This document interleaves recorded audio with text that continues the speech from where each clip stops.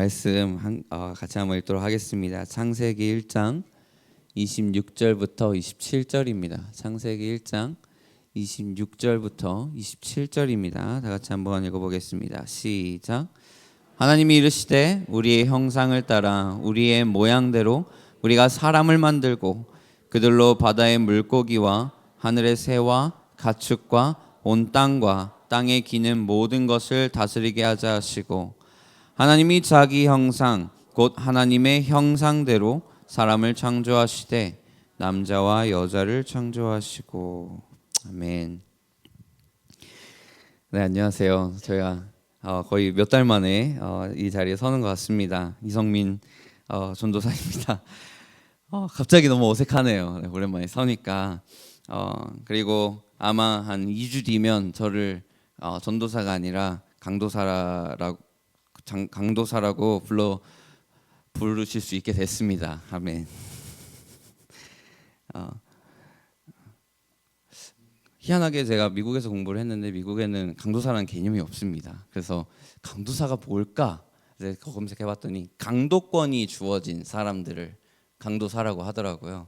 옛날에는 이제 강도권은 설교를 한다는 소리입니다. 그래서 설교를 할 수 있는 사람이 강도사다. 근데 저는 이 강도사가 와닿지가 않는 게 전도사 때부터 계속 여기 와가지고 설교를 하고 있었어서 그렇게 와닿지는 않지만 저는 하나님께서 주신 타이틀보다는 이 시즌 앞에 우리가 나아갈 말씀에 더 집중했으면 좋겠습니다. 지난주에 저희 헤이븐 교회가 1주년 예배를 드렸습니다. 벌써 1년이 됐어요. 장소가 협소해서 모든 성도님들을 부르지 못해서 너무 죄송합니다. 근데 1년 동안 정말 많은 일이 있었습니다. 감사한 것은 장소가 협소했다라는 사실이 감사하더라고요. 네, 제가 처음 1년을 딱 돌아보면서 교회 개척을 제가 알면 얼마나 알겠습니까, 그죠? 넘어지고 또 넘어지고 잘해보려고 해도 막막해 보였었습니다. 지금도 사실 그 과정 가운데 있는데, 지금 1년 딱 돌아보니까 지금까지 했던 이 모든 시간이 하나님의 뜻을 위해서 이 헤이븐 교회가 정결케 되었던 시간인 줄 믿습니다. 제가 아들을 낳았을 적에 제 아버지께서 저한테 이렇게 얘기하셨어요. 제 아버지 안 계시니까 아버지 얘기 오늘 좀 할 겁니다. 아버지가 지금까지 아빠한테 너가 해준 것 중에 가장 잘한 걸 하나 얘기하자면 다이리를 낳아준 거야 이러더라고요. 그래서 그 전에도 제가 고등학교 수석 졸업하고 대학교 차석 졸업하고 뭐 자랑스러워할 만들 할 일들 많이 했는데 그런 것들은 이제 다이리의 존재 앞에서 아무 소용이 없었습니다. 근데 여러분, 교회가 많은 성공적인 사역을 할 수 있지만 하나님한테 가장 큰 기쁨이 되는 것이 무엇일까 한번 생각해 보니 교회가 교회를 낳았다, 하나의 교회가 탄생되었다는 것이 하나님한테 정말 큰 기쁨이었지 않을까요? 저는 그렇게 생각합니다. 우리 아름다운 꿈의 교회가 그 헤이븐 교회를 낳았다는 것, 그 사실 하나만으로도 하나님이 얼마나 우리 교회를 귀하고 기쁘게 여기실 줄을 믿습니다. 그래서 위에서 끊임없이 기도해 주셔서 감사하고, 염치 없지만 앞으로도 계속 귀한 관심과 기도를 해주셨으면 합니다. 함께 이 여정을 걷고 있는 모든 헤이븐 성도님들에게도 우리 마더처치라고 부르거든요. 저희는 헤이븐에서 영어로 하니까 여기 마더처치입니다. 엄마 교회. 엄마처럼 귀한 자식 돌보시면서 기도해 주시는 것처럼 그 교회도 신경 써주시고 기도해 주셨으면 합니다. 말씀을 시작하려 합니다. 제가 이 헤이븐 교회를 시작하려고 할 때 커다란 포부가 있었어요.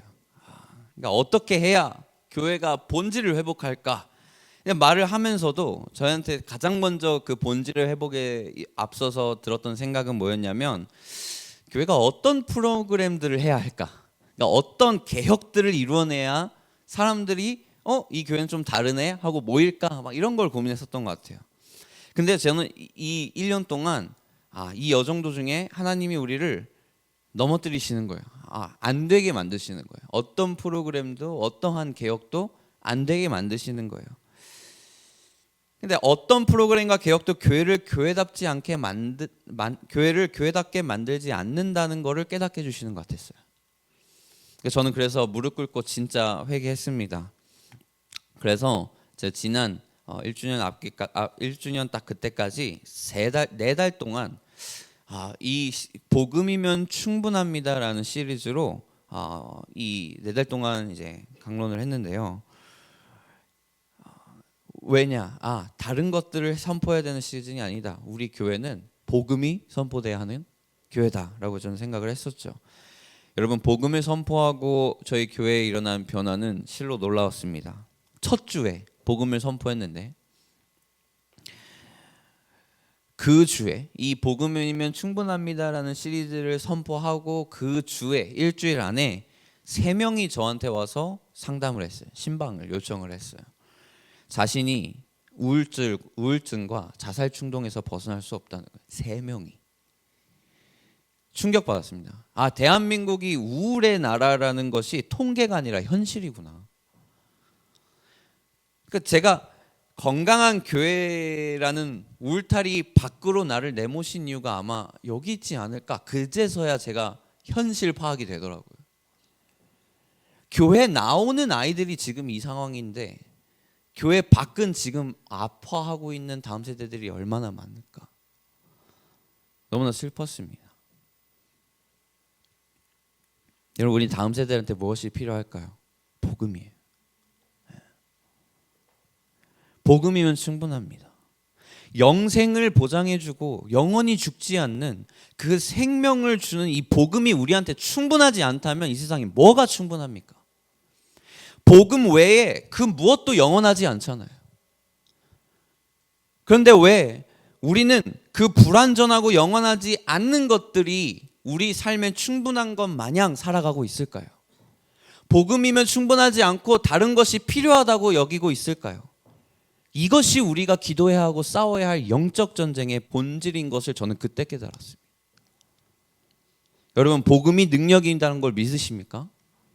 그 능력이 있다는 복음을 믿는데 왜 우리는 복음의 능력을 의지하기보다는 어떤 인간적인, 어떤 심리학적인, 어떤 다른 어떤 수사학적인 어떤 방법을 통해서 새로운 치유를 강구하려 하고 새로운 변화를 이끌어내려고 할까요? 마치 그런 것 같았습니다. 저는 아픈 곳이 있으면요, 아픈 곳이 있으면 우리한테 슬픔이 있고 아픈 곳이 있다면 정말 중요한 것은 그 질병을 유발하는 그 cause, 갑자기 한국말이 기억이 안 나. 원인을 찾아야 되잖아요. 이게 기억이 안 나? 제가 방금 한심했습니다. 원인을 찾아야 되잖아요. 근데 우리는 어쩌면 교회들은 이런 증상들이 나타나고 있으니까 증상에 대한 원인을 찾기보단 이 증상을 지금 당장 완화해야 되는 어떤 다른 프로그램들을 찾고 있는 것은 아닐까? 우울증이 많네. 그러면 우울 상담해줘야지 교회에서. 어떤 이런 문제들이 많네. 성생활에 관해서 애들이 굉장히 문란해졌네. 그럼 우리 어떻게 됩니까? 성교육해야지. 잘못됐다는 거 아닙니다. 그것이 본질이 돼버린 순간 문제라는 거예요. 물론 필요합니다. 그렇지만 그것의 진짜 원인은 어디 있을까요?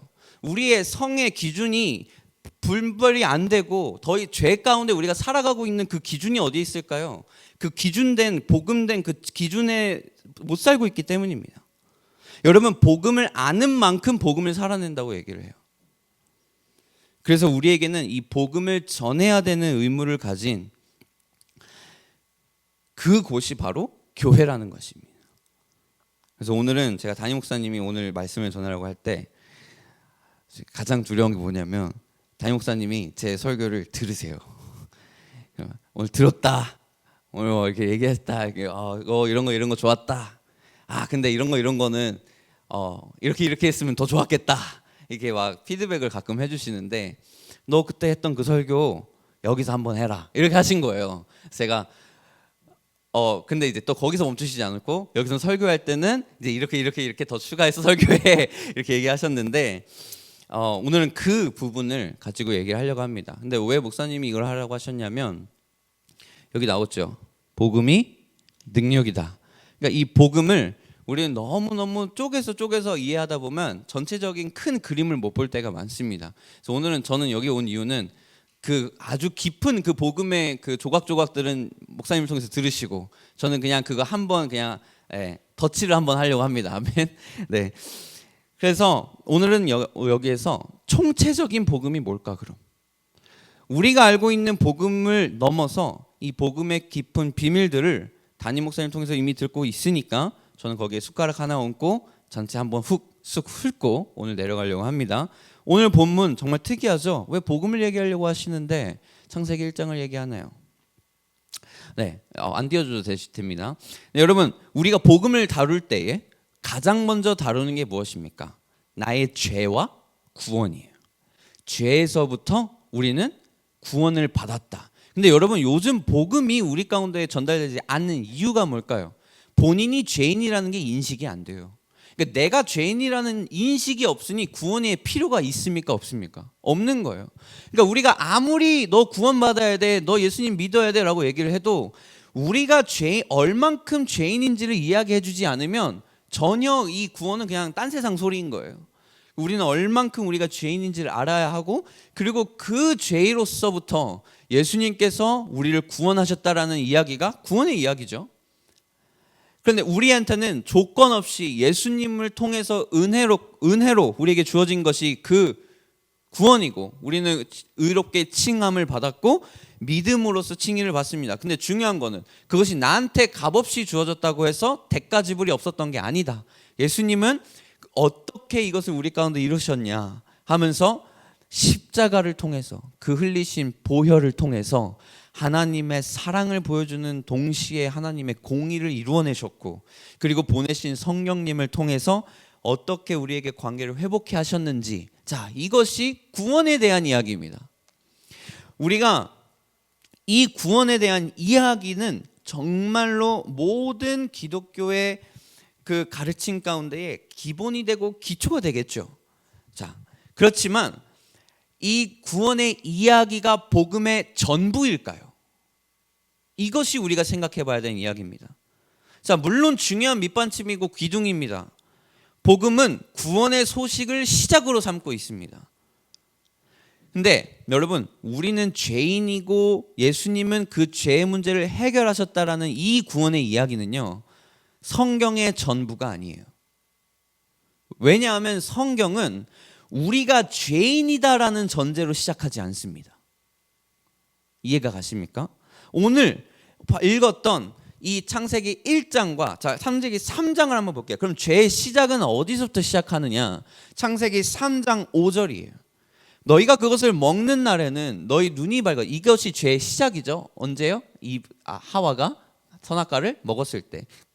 너희 눈이 밝아져 하나님과 되어 선악을 알 줄 압니다. 근데 6절에 여자가 그 나무를 본즉 먹음직도 하고 보암직도 하고 지혜롭게 할 만큼 탐스럽기도 한 나무인지라 여자가 그 열매를 따먹고 남편에게도 주매 그거 먹은지라. 자, 이 죄의 시작의 이야기가 3장에 있습니다. 근데요, 성경은 이 죄의 이전의 이야기부터 기록되어 왔어요. 그러니까 창세기 1장과 2장을 건너뛰고 3장부터 바라본 거예요. 구원의 이야기는. 이해가 가십니까? 그러니까 이 세상의 창조와 인간의 창조를 3장 이전에 다루고 있고, 이 말은 우리 인간이 죄인이지 않았었을 때가 있었다 없었다? 있었다.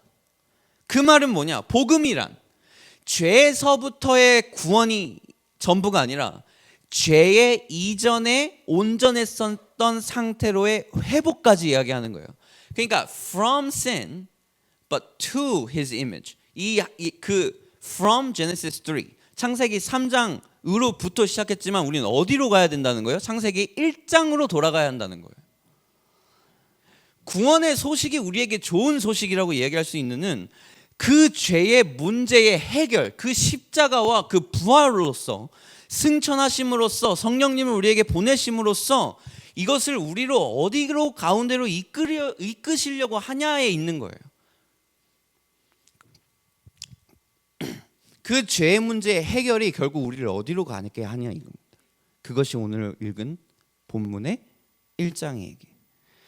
우리가 집중해야 되는 것은 죄의 문제의 해결이 아닙니다. 죄의 문제의 해결은 이미 다 이루었습니다. It's finished. 예수님께서 십자가에 매달려서 돌아가시고 딱 내가 죄값을 다 치르고 다 이루었다. 끝났습니다. 그런데요, 그럼 우리가 집중해야 되는 것은 그 해결이 나를 어디로 이끌 거냐고요.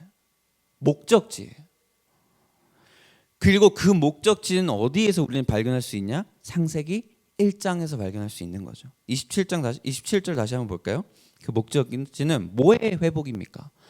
하나님이 우리를 만드실 때 뭐로 만드십니까? 하나님이 자기 형상, 곧 하나님의 형상대로 사람을 창조하셨다. 그러면 사람 가운데는 무엇이 존재한다? 형상이 있다. 그럼 우리의 목적지는 무엇이다?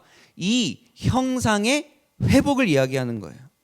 성경은 창세기 3장의 죄의 문제를 다루는 것을 이야기하기 이전에 하나님이 우리를 창조하실 때 사용하시고 만드셨던 그 형상을 먼저 얘기해 주셨고, 그 형상의 회복이 이 복음의 목적지라는 거예요. 아멘.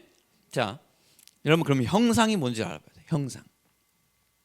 형상을 쉽게 얘기합니다. 형상이 요즘은 너무, 형상도 요즘은 영어가 더 와닿을 때가 있어요. 뭔가 이제 형상 이렇게 얘기한 것보다, 또 특히 어린아이들한테는 형상이라는 이런 단어보다 영어로 딱 한마디 하면 더 확 와닿는 건데, 형상이 영어로 뭔지 아세요?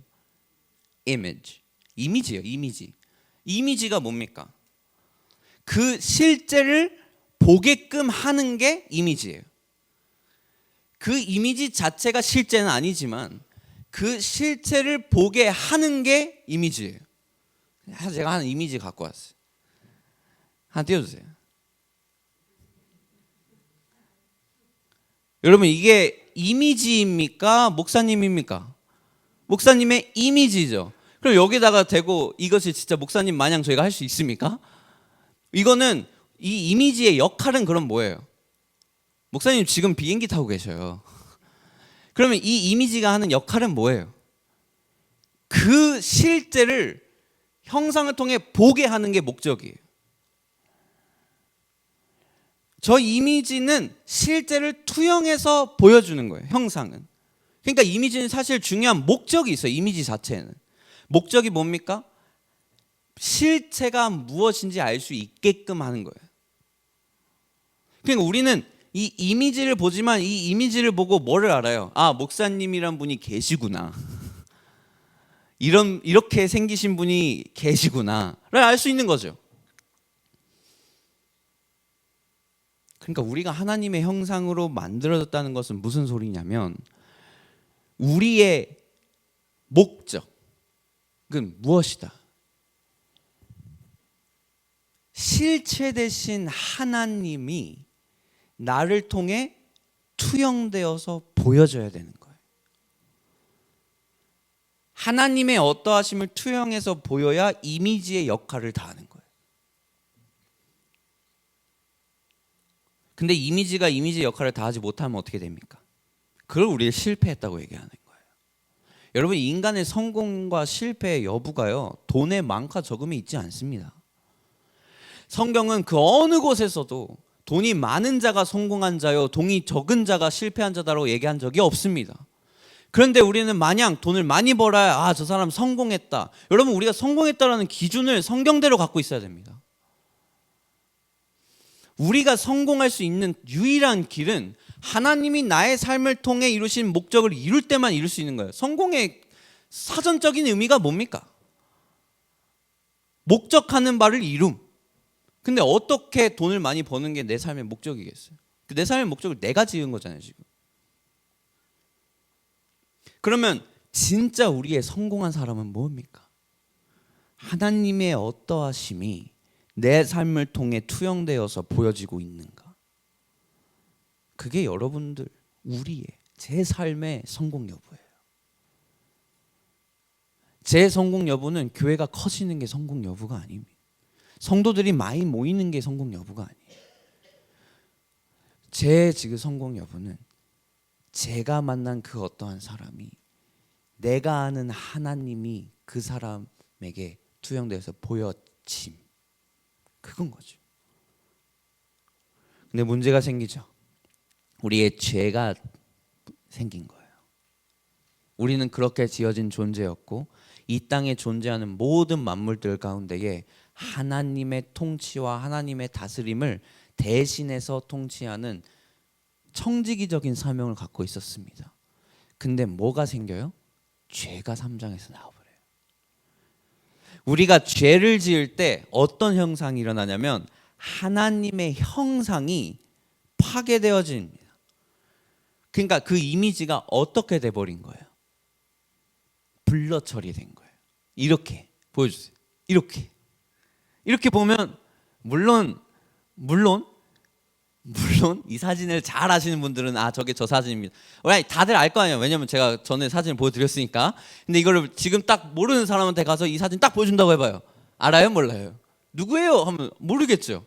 그러니까 이게 돼버린 거예요. 그러니까 우리의 목적은, 인간의 목적은 우리를 통해서 하나님의 어떠하심이 딱 드러나서 이 땅 만물 가운데에 하나님의 통치가 드러나게 하는 것인데, 내 죄 때문에 망가진 형상 때문에 하나님의 어떠하심이 온전하게 드러나지 못하게 돼버린 상태가 우리의 죄인된 상태예요.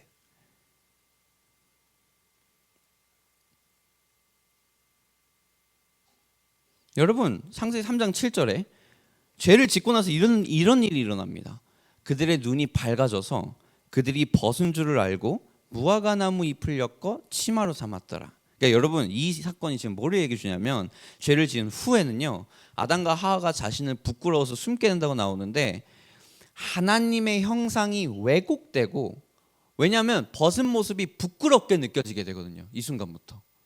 근데 하나님의 형상이 왜곡되고 관계가 단절된 상태를 보게 해주는 거예요. 그러니까 죄는 그럼 뭐를 해주냐? 하나님께서 원래 주신 형상이 온전히 드러날 수 없도록 우리의 내면과 외적인 행동들을 왜곡시켜요. 그러니까 우리의 죄는 단순히 잘못된 행동 이상의 문제예요. 그러니까 죄를 원어적으로 살피면 off from the bullseye, 관역에서 벗어난 상태를 이야기를 하거든요. 그러니까 히브리에서 죄는 하타라고 표현하는데, 이거를 뭐라고 얘기하냐면 목적을 이루지 못한 상태가 죄예요. 이해가 가시죠? 그러니까 형상이 파괴된 상태가 죄의 시작이다.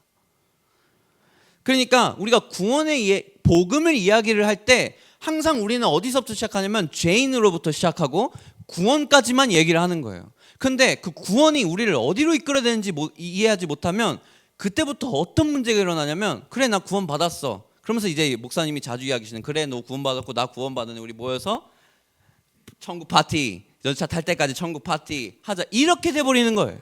왜? 목적이 없잖아요. 이제 다 이루었거든요.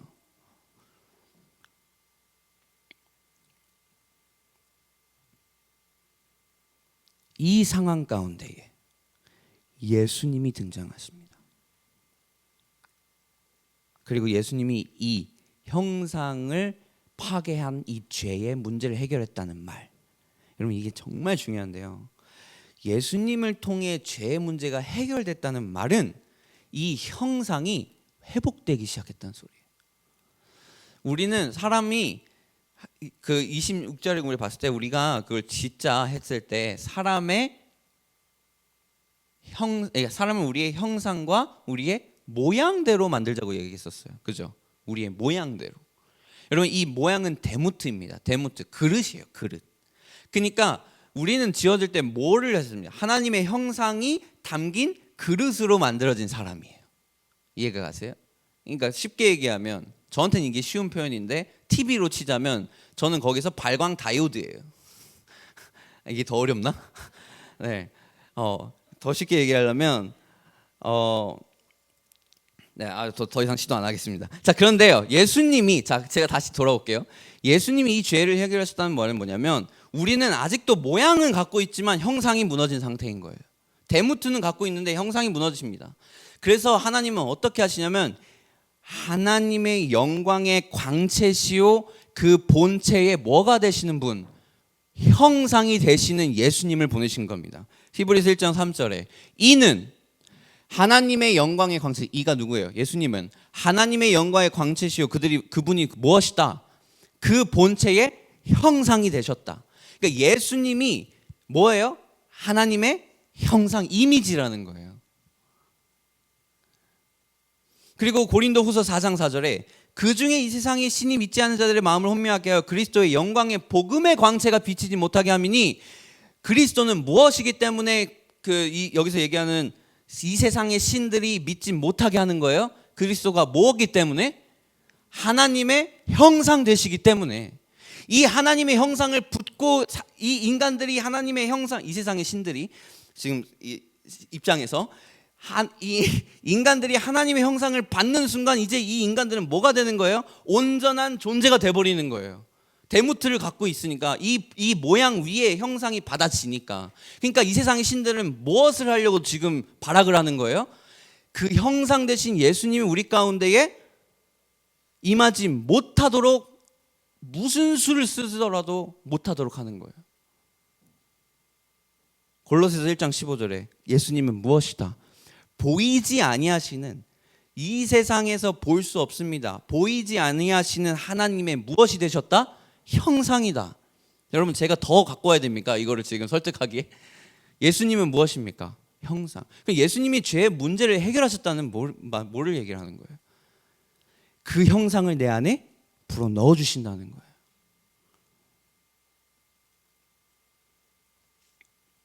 그럼 우리가 예수님의 구원을 받은 자의 구원을 누리고 있는가, 복음을 누리고 있는가, 복음의 능력을 내가 체험하고 있는가를 하는 자로서 바라야 되는 게 무엇일까요? 로마서 8장 29절에 하나님이 미리 하신 자들을 또한 그 아들의 뭐를 하기 위하여? 형상을 본받게 하려고 미리 정하셨다. 그게 하나님의 뜻이었다는 거예요. 구원이 목표가 아니라는 거예요. 구원으로서 뭐를 해주려고? 형상의 회복을 일으키려고. 골로새서 3장 10절에 이제 우리는 새 사람을 입었으니 이는 자기를 창조하신 이의 무엇에 따라? 형상에 따라 지식에까지 새롭게 함을 입은 자니라.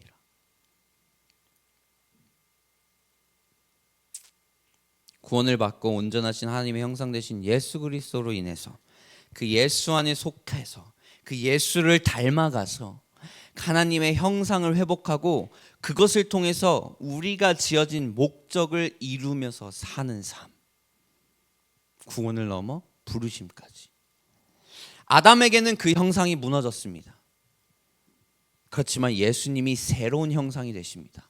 그래서 우리는 예수님을 뭐라고 얘기합니까? 마지막 아담이다. 첫 아담은 실패했으나 마지막 아담이 이것을 이루게 했다. 그분 안에 있으므로 새로운 형상대 우리 안에 있으시면서 그분 안에 우리가 존재하고 그분이 내 안에 내주하심으로 내가 다시 온전한 형상을 지니며 살아갈 수 있는 것, 이 모든 프로세스, 과정들을 우리는 뭐라고 얘기하냐면 성화한다고 얘기를 해요. 성화. 영어 좀 멋있게 얘기하려면 sanctification. 멋있죠? sanctification. 네, 서로 영어 단어 이제 배웠습니다. 네. 성화라고 얘기해요. 즉 복음의 전체는 무엇이냐? 축약하자면 죄에서 벗어나려는 것이 끝이 아니라 본래의 목적을 되찾고 하나님의 형상을 회복하는 여정. 여러분, 구원이다가 아니에요. 창세기 3장의 문제를 해결했잖아요. 그러면 이제 어디로 가냐는 거예요. 1장으로 가야죠. 3장의 문제를 해결하기 위해서는 우리에겐 예수님이 필요하셨고 예수님이 다 이루셨습니다. 그런데 1장으로 가려면 우리가 누구가 필요한 겁니까? 이제 성령님이 그래서 오셨어야 했다는 거예요.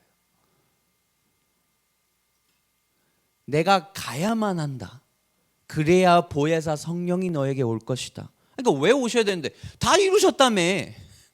다 이루셨는데 왜 성령님을 보내요 또?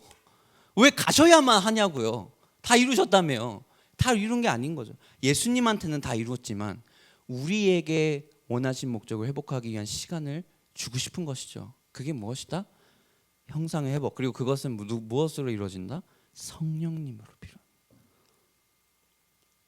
우리에게는 성령님의 도움으로 말미암아 예수님의 형상을 본받아 가야 하는 부르심이 있는 거예요. 여러분, 우리가 성령님을 너무 가끔 어떤 성령의 은사를 위한 도구 삼을 때가 많아요. 근데 성령님이 오신 진짜 목적은 뭐예요? 외적인 것은 은사겠죠. 그게 중요하지 않다는 게 아닙니다. 하지만 성령님은 우리를 보혜사, helper, 도와주려고 오셨는데 뭐를 도와주신 겁니까? 내가 은사해서 뿅뿅뿅 귀신 땡땡땡 하려고 지금 도와주신 겁니까? 내 내면. 그래서 성령의 열매가 뭐라고 얘기를 하는 거예요? 성령의 열매. 내 내면의 변화를 이야기를 하잖아요. 사랑, 인내, 오래 참음, 온유함, 자비.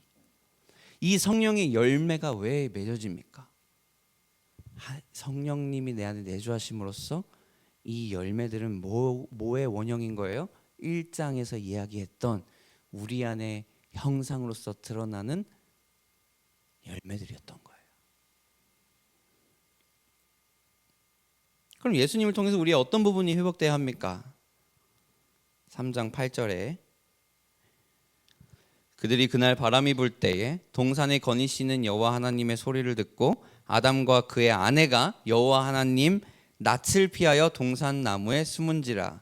여러분, 우리가 죄 이전에는 하나님과 인간이 얼마나 친밀한 교제를 누렸습니까? 아담과 하와는 하나님과 직접적으로 소통하며 얘기하고 그분의 임재 가운데 사는 존재였어요. 그래서 다윗이 그걸 너무 바랬던 거잖아요. 그리고 그걸 바랬던 다윗을 하나님은 뭐라고 얘기해요? 주의 마음에 합한 자다라고 얘기를 하는 거예요. 그러니까 우리 가운데 회복될 형상 중에 가장 첫 번째는 무엇입니까? 하나님과의 교제예요. 우리가 오늘 예배하고 기도하고 성령님과 동행해야 되는 이유가요, 어떤 다른 율법적인 데에 있는 게 아닙니다.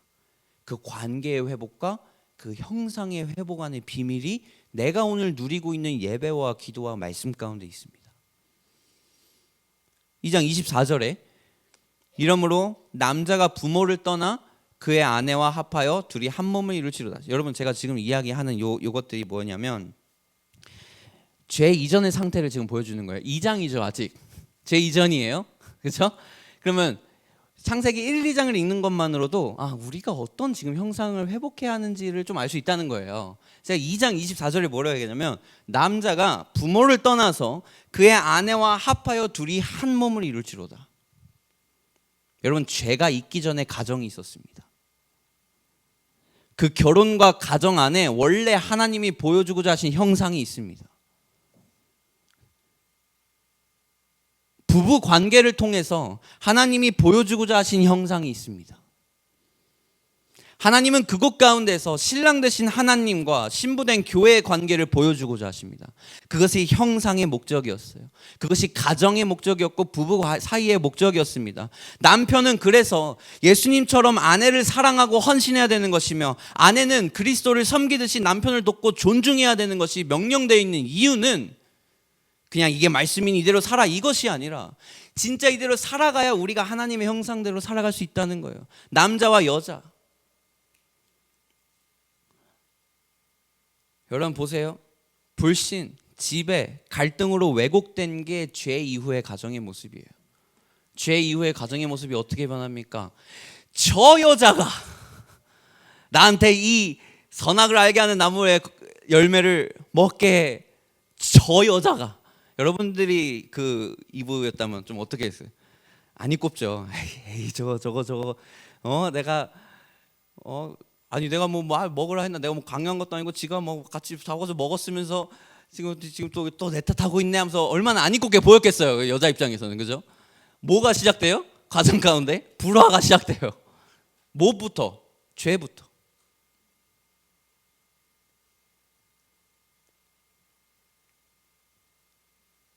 가정이 무너집니다. 가인과 아벨의 사건만 봐도 알 수 있죠. 하나님께서 이 죄 이후의 가정의 모습을 계속 그런 모습으로 보여주는 이유가 이것이 죄가 가정 가운데 이룰 모습이다라는 걸 계속 경고하시는 거예요. 여러분, 우리가 요즘 보는 프로그램들이 죄성을 자극해요. 너무 자극적이야.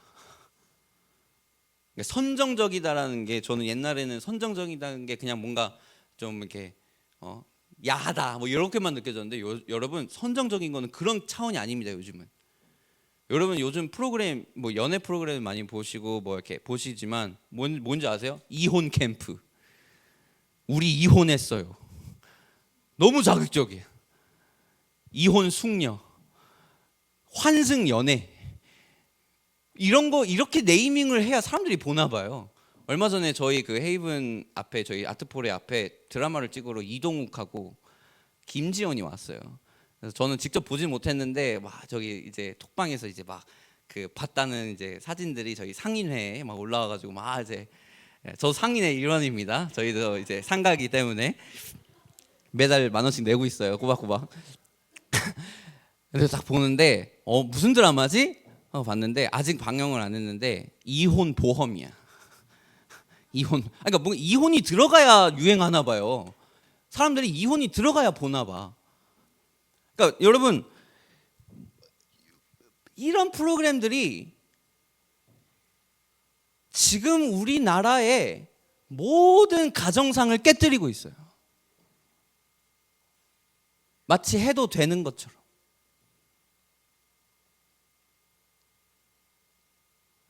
죄 이전의 가정이 있다고 했는데 아버지는 이제 어떤 형상을 가졌어야 했냐면 하나님의 아버지 되심을 보여주고, 어머니는 하나님의 사랑과 돌보심을 반영하며 보여주면서 그 가정 가운데에 어떻게 하나님의 나라와 임재가 임하는지를 보여주는 그것이 형상의 회복이지만, 지금 우리의 죄로서 우리는 어떻게 지금 어떤 세상에 살아가고 있는 거예요?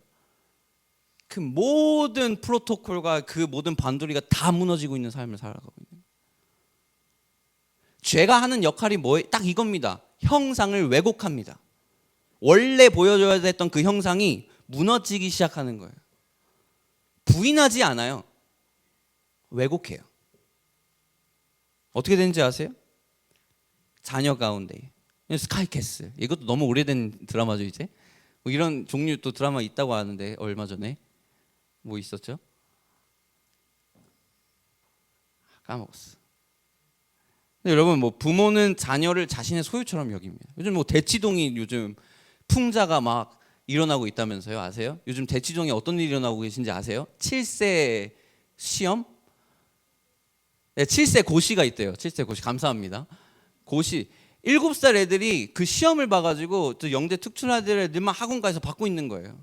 그러면 이제 그 사람들은 이제 어떻게 살아요?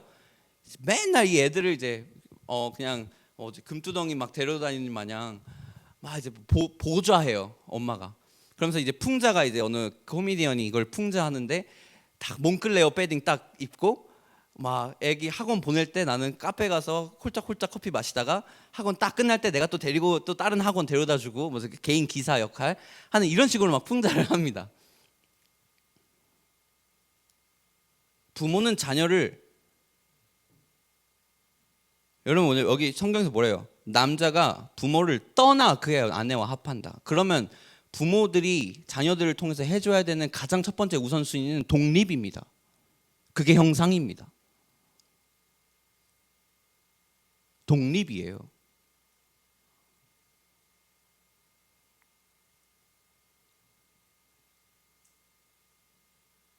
내가 어디로 갔지? 너무 흥분하면 안 되죠. 자녀를 부모가 원하는 것에 끼워 맞추려고 하는 현상, 뭐예요? 형상이 왜곡되고 있는 거예요. 소유처럼 막 쓰고, 나의 이고를 드러내기 위해서 자녀를 소모하고 있어요. 내가 누리지 못하는 것을, 그것이 나의 상처가 돼서 지금 난 이런 아이의 엄마다라는 것을 충족하려고 하는 거예요.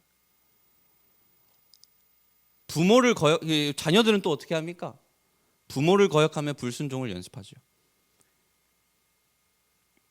여러분, 우리 예수님이 이것을 회복하신 형상 되신 줄 믿습니다. 죄 이전에 세상에 드러난 우리의 역할이 있습니다. 오늘 본문에서 보았듯이 세상을 다스리는 역할.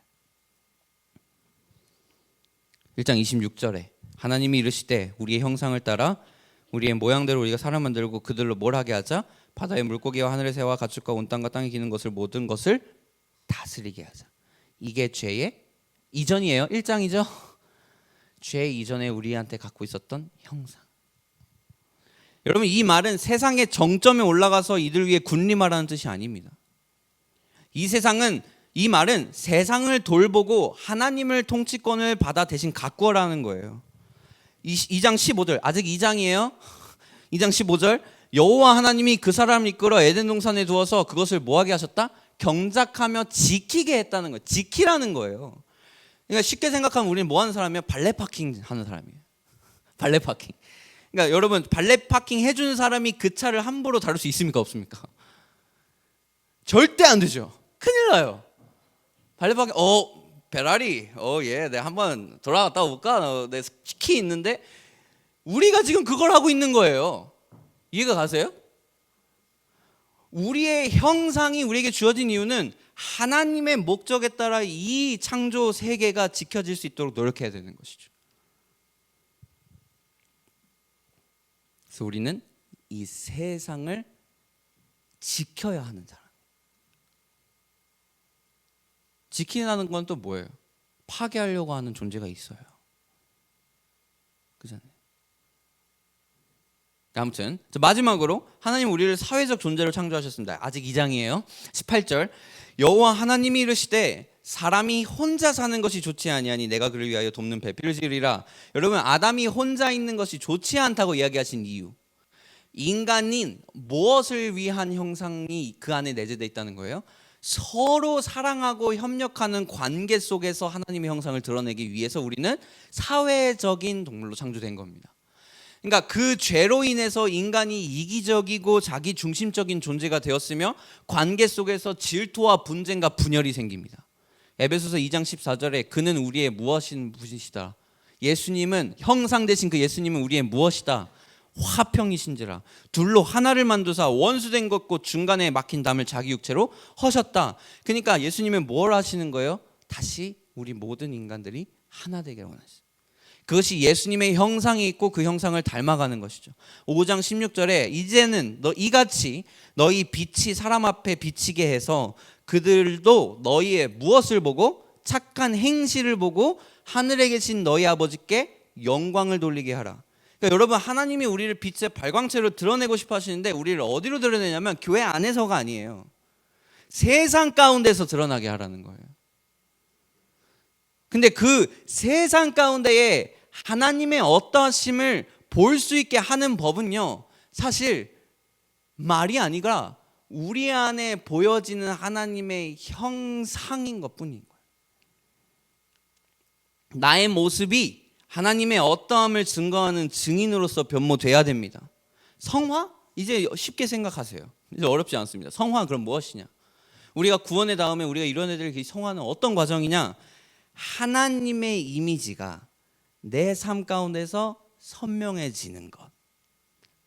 마치 모자이크처럼 알아볼 수 없었던 그 목사님의 사진이 점차 선명해져요. 저 지금 한 화질이 한 144p, 가장 안 좋은 화질 이었다가 이것이 H가 되고 FHD가 되고 4K가 되고 UH가 되고 8K가 되는 그 상황. 이제 남자들만 다 이해했어요 지금 여기서. 그것이 성화의 목적지예요. 그러니까 세상 사람들이 딱 우리를 보면 예수님이 보이는 거예요. 그 형상이 너무나 뚜렷해서. 그래서 그 사람들이 우리의 모습을 보고 하나님이라면 이렇게 하시겠구나. 하나님이 이런 분이시구나 라는 걸 보고 느끼게 되는 것. 그것이 우리가 받은 공통적인 부르심일 줄 믿습니다. 여러분,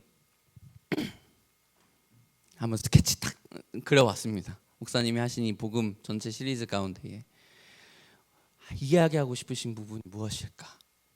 복음, 구원 너무 중요하죠. 밑받침이고 기둥입니다. 그렇지만 거기에 안주되어서는 안 된다. 복음을 누리고 경험하고 능력으로 살아라. 이 능력은 외적인 능력을 이야기하는 게 아니잖아요. 내 안에서 변화되는 이 능력을 체험하라는 거죠. 무엇을 통해서? 성령님을 통해서. 이것이 오늘 이야기하려고 했던 총체적 복음입니다. 복음의 전부를 이야기하고 싶은 거예요. 예수님은 다 이루셨지만 오늘 우리는 지금 이 순간 성령님이 필요할 줄 믿습니다. 찬양 올라와주세요.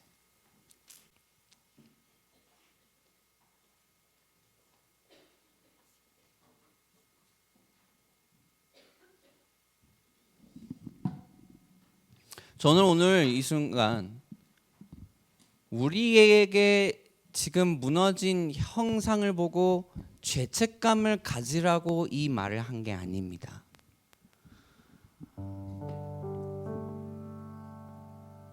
그러셨다면 죄송합니다.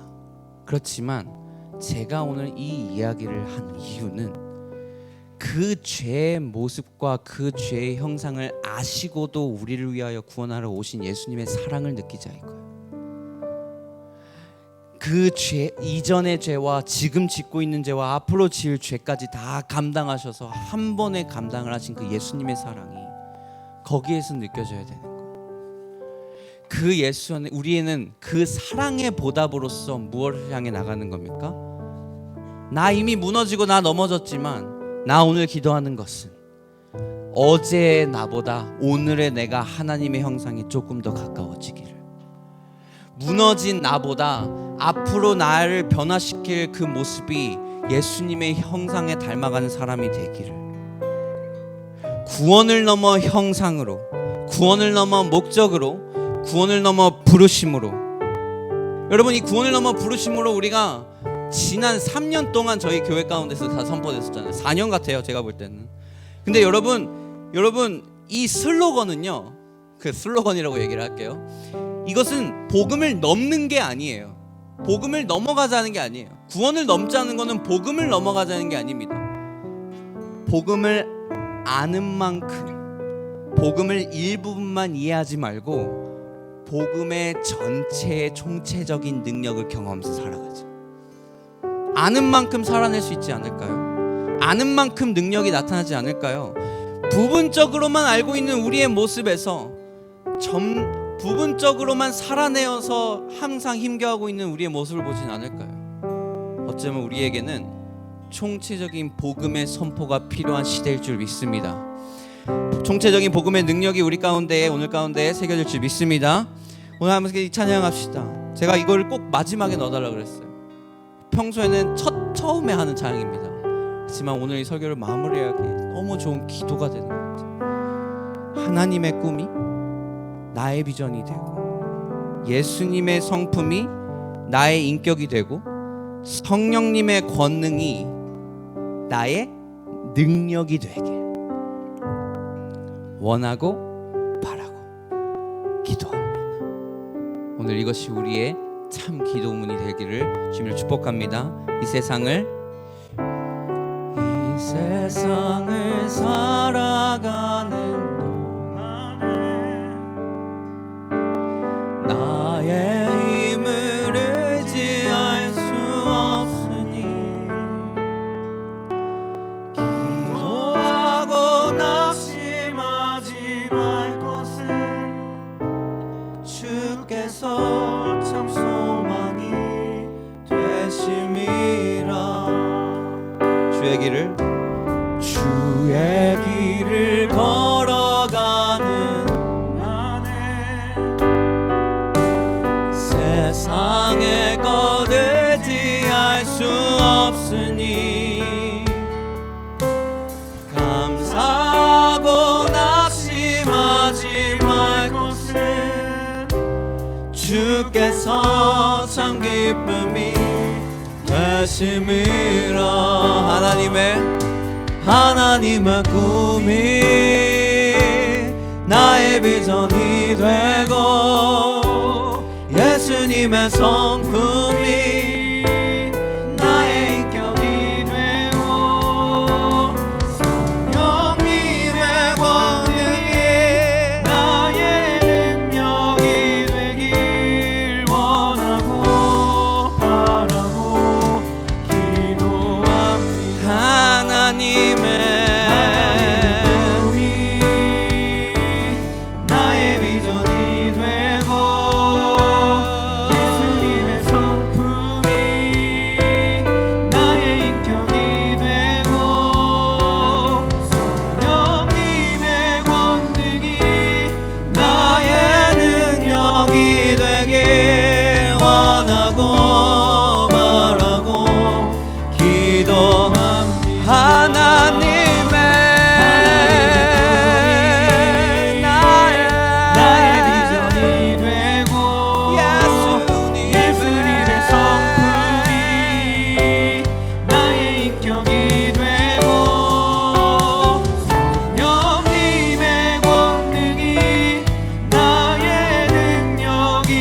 되길 원하고 바라고 기도합니다. 여러분, 정말 인생의 목적을 줄 수 있는 것은 복음뿐인 줄 믿습니다. 제가 이 마지막 이 말만 하고 저희 기도했으면 좋겠는데, 저희 교회 청년 중에 한 명이 저한테 편지를 썼어요. 편지를 썼는데 1주년 딱 되고 한 3일 뒤에 저한테 손편지를 썼더라고요. 제가 많은 이야기를 많은 디테일을 이야기할 수 없지만 친구의 딱 이 한 문장이 저한테 꽂혔어요. 저한테 상처 주고 정말 이 세상을 살기 싫어하게 만들고 이 세상에 환멸나게 만든 이 죄악 많은 이 세상을 다시 한번 사랑해 보려고 합니다.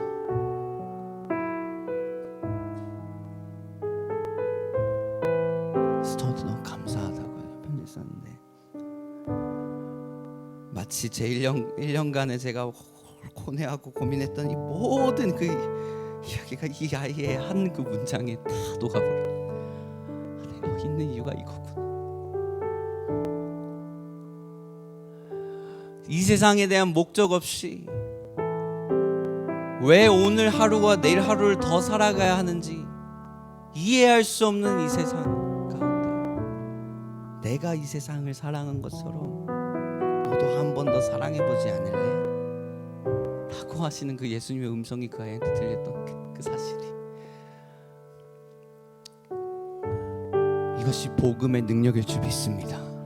생명을 살리는 능력, 우리에게 진정한 목적을 주는 것, 단순히 구원받아서 내 죄가 해결되는 것의 끝이 아니라 이제부터 내가 오늘 이 땅을 하루 한 걸음 더 살아가야 되는 목적을 줄 수 있는 유일한 것은 이 세상에 어떠한 심리학도 아니고 이 세상에 어떠한 것도 아니고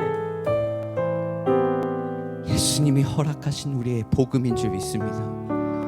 복음 붙들고 살아가도록 믿습니다. 우리가 그 예수님 닮아야 합니다. 예수님이 선포하신 이 복음이 우리 가운데에 경험돼야 합니다. 성령님의 능력을 간구해야 합니다. 성령님, 이 자리에 오늘 이 교회가 복음으로 충만하게 하여 주시옵소서. 성령님의 능력으로 말미암아 복음을 살아내게 하여 주시옵소서. 이 복음을 누리는 교회가 되게 하여 주시옵소서. 다음 세대에 살리는 교회가 되게 해달라고 우리 다 같이 한번 주여 한번 외치고 기도하겠습니다. 주여! 오늘 들었던 이 말씀이 듣는 말씀에서 끝나지 않고 여러분들의 삶에 살아내는 말씀으로 생명력 있는 말씀이 될 수 있기를 주님의 이름으로 다시 한번 축복합니다. 온 하늘